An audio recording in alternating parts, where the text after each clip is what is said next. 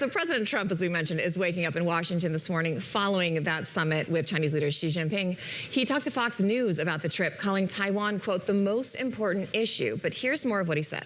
Should the people of Taiwan feel more or less secure after your meetings with President Xi? Neutral. Neutral. Has the policy changed at all? No, nothing's changed. U.S. policy? No, nothing's changed. I will say this. I'm not looking to have somebody go independent and, you know, we're supposed to travel 9,500 miles to fight a war. I'm not looking for that. I want them to cool down. I want China to cool down. But you're waiting on approving billions of dollars of weapons for Taiwan. That's right. Is that moving forward? Well, I haven't approved it yet. We're going to see what happens. What are you looking for? I may do it. I may not do it. Yeah, what's your hinge point? Well, I'm not going to say that, but I may do it. I may not do it. But we're not looking to have wars. And if you kept it the way it is, I think China's going to be okay with that. But we're not looking to have somebody say, let's go independent because the United States is backing us. No substantive agreements from that summit have been announced yet, but President Trump did invite President Xi to Washington in September. Joining us now is Stephen Engle, Bloomberg's chief North Asia correspondent. He is in Beijing, and Bloomberg White House correspondent Courtney Subramanian is with us as well. Stephen, let me start with you and have you react to what we heard there from the president in that conversation with Bret Baier of Fox News. This was a signal moment from that summit, the remarks that President Xi made about Taiwan. Indeed, it resonated over the course of these 2.5 days in Beijing.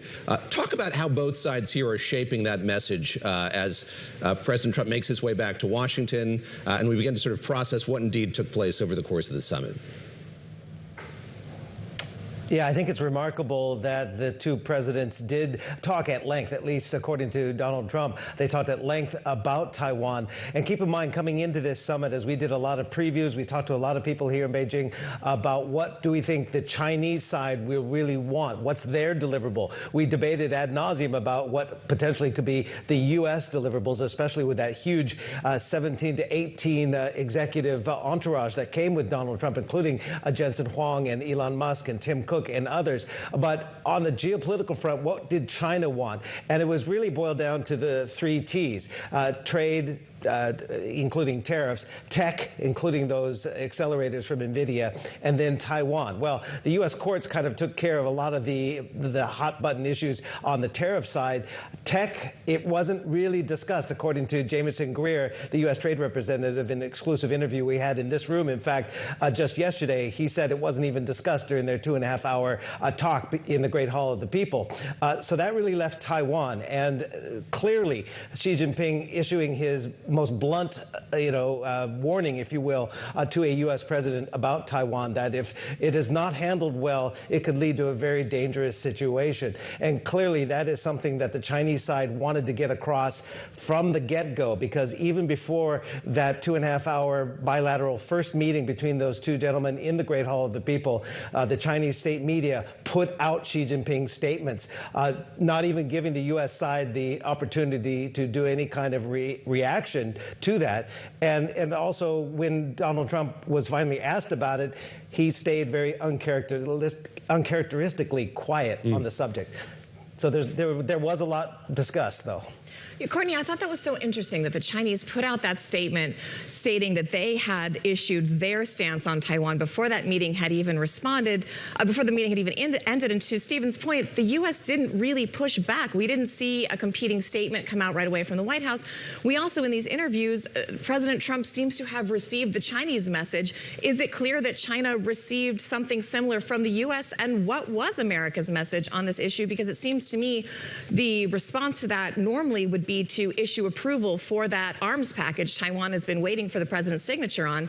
That still hasn't happened. The president said in this interview that he's going to hold it as kind of a bargaining chip for all these other things he's trying to get out of China. Why not just sign that deal and keep the status quo if that's what the president says he wants? Yeah, it's a good point. I mean, the U.S. has been insistent that, the status quo remains in place. Nothing's changed in policy. But the president's comments were, remarkable yesterday to Fox News. He, as you mentioned, called it a chip to be leveraged. And I think, that signaled he may hold off on approving that deal until Xi's visit in September, which in itself itself would just be a win for Beijing, right? This is something that allows them to buy more time and keep the U.S. At bay. And so again, I think that is a win for China walking away from the summit. Stephen, I want to go back to sort of what we're waiting for here. Again, it's shaping the message, shaping the understanding of what unfolded at the summit, but also waiting for any indications of what deals might have come out of this. Just get us up to speed on what we might see, what we're expecting. I think going into this summit, as you've pointed out, there were these expectations that there might be announcements on tariffs and trade. We saw the plane full of tech executives. Maybe that would lead to some big announcements on some tech deals. There has been whisperings of sort of how big this Boeing purchase plan is likely to be. What are you waiting for? What are the statements you're waiting to see land in your inbox here in the next 24 or 48 hours? Well, the whole AI infrastructure and build-out story is a global story. So when Jensen Huang goes up to Anchorage, Alaska, and jumps on board Air Force One to come to Beijing at the last minute after essentially saying that he wasn't going on this trip, but that gave us a lot of indication that perhaps there was something brewing on the H200 or the H20, even the watered-down accelerator that has already been approved for sale to China. But it's China, especially on the H200, that's come out and said, we don't want our companies buying it right now. Of course, China is really focusing on indigenous innovation, building out their own chips and also their own technologies for their large language models. But again, clearly the LLMs here in China would love to have the H200 or those types of chips from China, from NVIDIA. But again, nothing was announced. So maybe that's something that's going to come down the pike later on. We thought maybe because Elon Musk also made the trip, he's been pushing hard for FSD, full self-driving in China technology. It has not gotten over the regulatory hurdle there, even though they've gotten signals that it's going to come eventually. He wants robotaxis in China. Again, that is not something that came. So where we got some deliverables, if you will, were on the agricultural front, probably as a result of Congressman Steve Daines, who really representing the beef and soybean lobbies. He's been here several times over the last year making that case. So there's soybean commitments. There's beef that's going to be back on Chinese tables after about a 14-month pause because of that tariff barrage coming from Washington, and maybe corn as well. So we're waiting for a few more things. That Boeing jet order, according to Boeing and Donald Trump, was about 200 planes. The market was expecting 500, so it sort of fell short. Mm-hmm. Yeah, we saw the market very unimpressed with that order yesterday. We're going to talk about that more a little bit later. Courtney, I want to talk to you about Iran, because our White House team has a story on the term this morning saying Chinese Foreign Minister Wang Yi came out with a statement that's a little bit stronger than we've seen from the Iranians so far, saying the strait should be open to shipping as soon as possible. Now, that's something I think a lot of the people in the world are comfortable saying. It's not really taking a stance. It's just saying it should be open. What did President Trump want from China in the way of Iran? We've got a bit of sound I'm going to play from you, and then I want you to talk about it. Every time they make a deal, the next day it's like, we didn't have that conversation. And that's taken place about 5 times. There's something wrong with them. Actually, they're crazy. And you know what?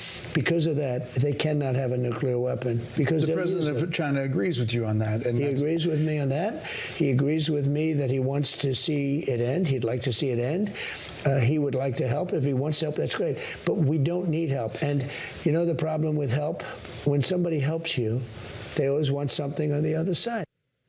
So this is very interesting, because the president has been really hard on European allies for not helping in the strait. Now he's saying to China, well, we don't really need their help. Look, China probably doesn't want a nuclear Iran. I think that's safe to say. But they seem reticent to get involved. What did the White House want here? What can it get out of China? And why is China staying on the sidelines?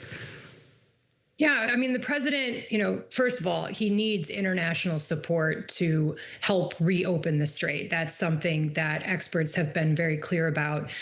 He said that she agreed with him that the strait should be reopened, but the two made very little progress on any actual plans to try and reopen that. He stopped short of leaning on Xi to actually ask Iran, but he seemed to think that, Xi would follow through through on trying to lean on Iran. He even went as far as to suggest that the U.S. may lift sanctions against Chinese companies buying Iranian oil as a means to try and move the ball a little bit on this. But again, I mean, they walked away from this with, little progress on any, movement on moving this, peace talks forward.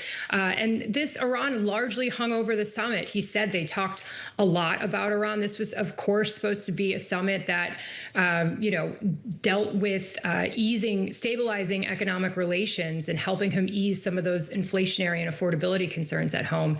But it just went to show that Iran has largely remained a distraction, both for the president in his relationship with China and on the world stage. And, I think that he didn't really walk away with any commitments from Xi on Iran. Stephen, let me have you pick up here. We're going to have a conversation in a moment just about this nuclear issue and the Russia-Iran relationship, the China-Iran relationship. And as a prelude to this summit, we saw the foreign minister of China sitting down with Iran's foreign minister in Beijing. Help us understand what China's perspective is on this conflict. As Christina pointed out, they'd like it to end. But in real terms, what's the commitment they're prepared to make here to accelerate that or to catalyze an end of the conflict? Well, China, has long espoused their policy of non-interference in other people's affairs, and I clearly saw that they didn't want to have anything to do with this dialogue during this summit. This summit was about getting the relationship and the U.S.-China ties back on track after what has been a brutal year of tit-for-tat retaliation, tariffs upwards of 145% against China, China retaliating, the levers of leverage, if you will, with the rare earths and export controls. There was lots of bad blood. So Xi Jinping did want to have areas where they could find common ground. But he kind of jumped the gun as far as getting the narrative out there. That's why I think them putting out those headlines while on Taiwan really crafted the narrative. And really, it was very muted in their readout, anything about Iran. They basically mentioned the Middle East. And even here, the front page of the China Daily here is basically muted commentary. Did not give any indication that China would help, even though Donald Trump says Xi Jinping indicated his willingness to help where they can because of their ear in Tehran.